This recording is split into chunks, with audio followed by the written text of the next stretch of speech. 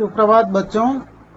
अमर ज्योति विद्या मंदिर high school भाईंदरपुर से online शिक्षण अधिगम प्रक्रिया में मैं आपका हिंदी शिक्षक विनोद मिश्र आज तार सप्तक के प्रसिद्ध कवि साहित्यकार नरेश मेहता जी की रचना हिम के बारे में पढ़ेंगे, चर्चा करेंगे। प्रस्तुत रचना को पढ़ने से पहले आइए हम कवि नरेश मेहता के जीवन के बारे में थोड़ा जान लेते हैं। आपका जन्म 1922 में शाजापुर मध्य प्रदेश में हुआ और मृत्यु वर्ष 2000 में। दूसरा सप्तक के प्रमुख कवि के रूप में नरेश मेहता जी को प्रसिद्धि मिली। उनके पिता श्री बिहारी लाल शुक्ल जी थे। माता के स्नेह से वे वंचित रहे क्योंकि 2.5 वर्ष के थे तभी उनकी माताजी का निधन हो गया था। और मेहता जी की आरंभिक शिक्षा कस्बे में ही हुई। इंटर की परीक्षा उन्होंने उज्जैन से प्राप्त की और बाद में हिंदी साहित्य में आपने एमए की उपाधि प्राप्त की। कवि नरेश मेहता, इनके कार्य क्षेत्र के बारे में देखें तो ऑल इंडिया रेडियो इलाहाबाद में ये कार्यक्रम अधिकारी के रूप में नियुक्त हुए। दूसरा सप्तक में प्रमुख कवि के रूप में आपको प्रसिद्धि प्राप्त हुई और संपादक के रूप में साहित्यकार, भारतीय श्रमिक, आगामी, कल तथा कृति आदि पत्रिकाओं का आपने कुशलतापूर्वक संपादन किया है। उनकी प्रमुख रचनाओं में वन पाखी सुनो, चैत्या, अरण्या, उत्सवा, उत्तर कथा भाग 2, डूबते मस्तूल उनका उपन्यास है, 2 एकांत, महाप्रस्थान खंड काव्य, कितना अकेला आकाश, यात्रा संस्मरण है। महाप्रस्थान खंड काव्य से लिया गया है ये हिम शीर्षक कविता। प्रस्तुत पद्यांश के बारे में आप थोड़ा जान लें, इसके बाद हम पढ़ेंगे। इसमें नरेश मेहता जी ने उस समय का वर्णन किया है जब पांडव अपना राज्य भार राजा परीक्षित को सौंपकर स्वर्गारोहण या महाप्रस्थान के लिए निकल पड़े। बच्चों, आप जानते हैं महाभारत के अंतिम पर्व में हम क्या देखते हैं। महाभारत में विजयी होने के बाद भी महाराज युधिष्ठिर बिल्कुल बेचैन हैं। वो आत्मग्लानि से भरे हुए हैं। अहिंसा जो भारत का मूल सिद्धांत रहा है, उसके विपरीत जो हिंसा और रक्तपात हुआ, अपनों को खोया, उसकी ग्लानि, और एक एक करके सब साथ छोड़ते चले गए। यहाँ तक कि कृष्ण भी। अब ऐसी स्थिति में व्यास जी का जो उन्हें आदेश रहा उसे मान करके युधिष्ठिर महाराज, द्रौपदी सहित 5 पांडव उत्तर की ओर प्रस्थान करते हैं, हिमालय की तरफ। उनके स्वर्गारोहण के इस प्रसंग को इस कविता में यहाँ पर लिया गया है। मेहता जी का मानना है कि हिमालय जड़ भी है और चेतन भी है। उनकी नदियाँ, चोटियाँ, वन सब उनके चेतन रूप हैं। इसमें बहुत ही सुंदर प्रकृति का भी चित्रण हुआ है, मनोहारी दृश्य अंकित हुए हैं। आइए देखते हैं यह कविता। हिम, केवल चलना, इस कठोर ठंडी तापस प्रशांतता पर केवल चलना, ऊर्ध्वतम ही है चलना, जैसे पृथ्वी चलकर गौरी शंकर बनती। बच्चों, हिम, केवल हिम अर्थात पांडवों ने स्वर्गारोहण की यात्रा उत्तर की ओर, हिमालय की ओर शुरू किया और हिमालय की ऊंची चोटियों पर वो केवल ऊपर और ऊपर चलते चले जा रहे हैं। चारों तरफ दूर दूर तक विस्तृत हिम फैला हुआ है और इस कठोर ठंडी में ऋषियों और मुनियों की जो तपोभूमि है, तपस्थली है, जहाँ चारों तरफ नीरव प्रशांतता, ठंडी, तापस, तपस्वी, ऋषि मुनि, प्रशांतता अर्थात नीरव, शांति, केवल चलना, ऊर्ध्व, इस कठोर ठंडी के वातावरण में जहाँ नीरव स्तब्धता, शांति छाई हुई है। केवल ऊपर और ऊपर की ओर चलना है, सबसे ऊपर पहुंचना है। जैसे पृथ्वी चलकर गौरी शंकर बनती। जैसे पृथ्वी चलकर गौरी शंकर बनती से तात्पर्य है पृथ्वी चलकर कहीं जाती नहीं है, बल्कि पृथ्वी परिक्रमा करती है। और पृथ्वी के सबसे ऊंचाई वाले स्थान जहाँ शिवलोक है, जहाँ धरती अर्थात पृथ्वी अर्थात पार्वती का शंकर से मिलन होता है, और वहाँ पृथ्वी गौरी शंकर बनती है।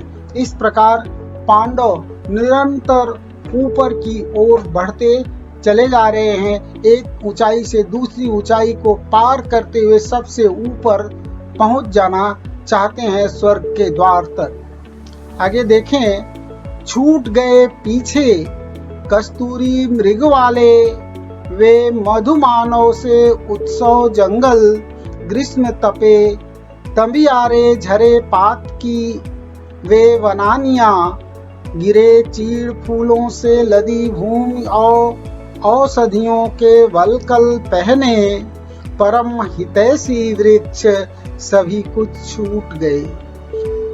अब पांडव स्वर्गारोहण के इस क्रम में काफी ऊपर हिमालय की ऊंची चोटियों की ओर बढ़ चले हैं, और वो कस्तूरी मृग वाले वो वन पीछे छूट गए हैं।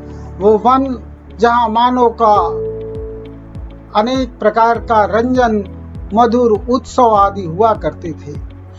ग्रीष्म के ताप से वृक्षों के पत्ते सूखे हुए तांबे के रंग के तंबियारे यानी तांबे के रंग के ये पत्ते झड़ गए हैं। वे गिरे चीड़ फूलों से, चीड़ के फूल लाल लाल रंग के होते हैं। चीड़ के फूलों से धरती लदी हुई है, और औषधियों के वलकल अर्थात वलकल वस्त्र पहने हुए ये परम हितैषी वृक्ष सभी कुछ छूट गए। वृक्षों के बारे में परम हितैषी शब्द आया है, परम हितैषी वृक्ष अर्थात वृक्ष हमारे लिए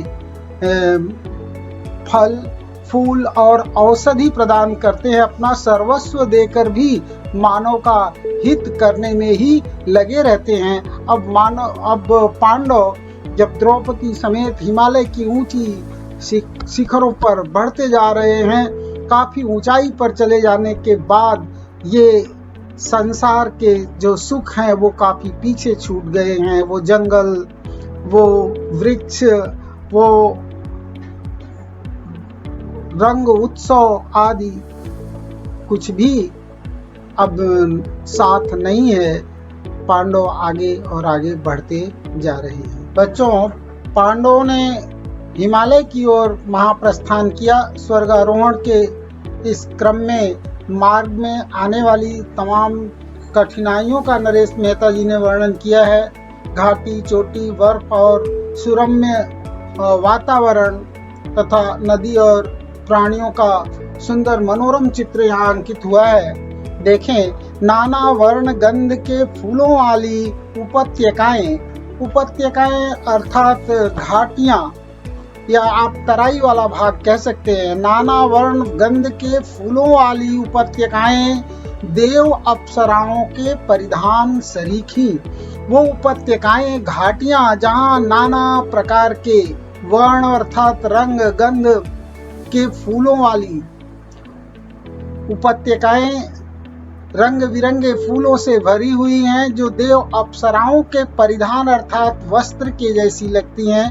रंग बिरंगे डैनों वाले पाखी दल, रंग बिरंगे पंखों वाले पक्षियों का समूह, और सांझ का देवदार वन वाला उनका वह आकुल परेशान कर देने वाला वन में कूजन। ऐसा लगता है जैसे आश्रम की कन्याएं कुछ गोपनीय बातें कर रही हों। कवि कहते हैं कि वन में किस प्रकार अंधेरा छाता है, कैसे अंधकार उतरा करता था वन प्रांतर में। प्रत्येक पेड़ से कोहरे जैसा आलिंगित हो अंधकार तब भर उठता था। कवि कहते हैं कि वन में इस प्रकार अंधकार छा जाता था जैसे वन में प्रत्येक पेड़ को कोहरे द्वारा अपने आगोश में ले लेने के कारण अंधकार छा जाता है। आलिंगन करना, गले मिलना, आगोश में ले लेना। परंतु आगे देखें, इन सब से असंपृक्त जो था वो क्या है वन प्रांतर में, पर इस सब से असंपृक्त रहता था केवल शब्द नदी का और हवा का। असंपृक्त बिल्कुल अलग, इन सब से बिल्कुल अलग रहता था क्या? केवल नदी के कलकल स्वर और हवाओं का। चीड़ के वनों में वह स्वर, उन्मुक्त हवा में चीड़ के वनों के बीच झरनों के से कलकल कर स्वतंत्र रूप से बहते थे। इस उन्मुक्त हवा में चीड़ों के वन झरनों से कलकल करते। ये चीड़ों के वन में घूमती हुई हवाएं ऐसी लगती थी जैसे झरने कलकल स्वर से प्रवाहित हो रहे हों। और सूर्योदय भी बड़ा मोहक होता था। चीड़ फूल सा कैसा सूर्योदय होता था। उपमा अलंकार का सुंदर प्रयोग किया गया। जैसे चीड़ का फूल लाल रंग का होता है, ऐसे ही सूर्योदय जब होता था तो आकाश में लाल बिंब उतर आता था। बहुत ही मनोरम दृश्य होता था। प्रत्येक मोड़ पर दक्ष पुत्रियों सी मिलने वाली वे उद्दाम किंतु संकोची नदियां, चट्टानों पर लहर फनों का धुला धुला सा वह कोलाहल, हर क्षण घाटी या की नदी में गिर सकने वाली वे पर्वत थामे चली जा रही, पगवाटें भी छूट गई, सब छूट गई जैसे सांसारिकताएं थी ये भी। कवि नरेश मेहता इस कविता के माध्यम से ये बताना चाहते हैं कि नदी तथा हवा का शब्द उपर्युक्त घटनाओं से तटस्थ था, असंपृक्त था, और पर्वत की स्वतंत्र हवाओं में चीड़ के जंगलों की तरह कल कल करती हुई हवाएं बहती। हिमालय पर्वत पर सूर्योदय का दृश्य चीड़ के फूलों की तरह बड़ा सुंदर मनोहारी होता। रास्ते के हर मोड़ पर दक्ष कन्याओं की तरह मिलने वाली निरंकुश संकोची नदियां, पत्थर की चट्टानों पर नदियों की लहरों से उत्पन्न धुला धुला सा शोर, तथा हर क्षण घाटी अथवा नदी में गिर सकने वाली तथा पर्वत का सहारा लेकर चलती हुई पगडंडियां, पगवाटे अब उसी प्रकार पांडवों से छूट गई हैं जैसे ये पगडंडियां भी सांसारिक ही थी।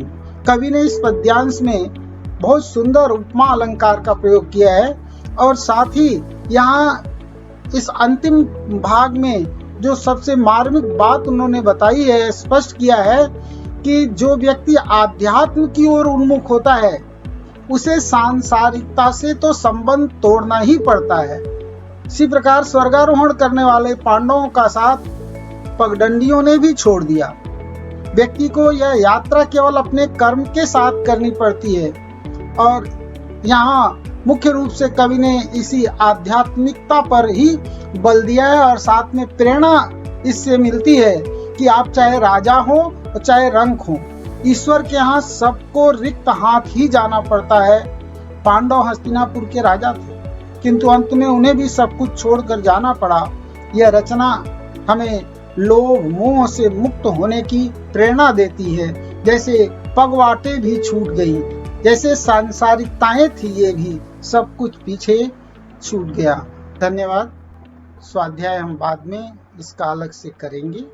आप कविता का सस्वर वाचन करें।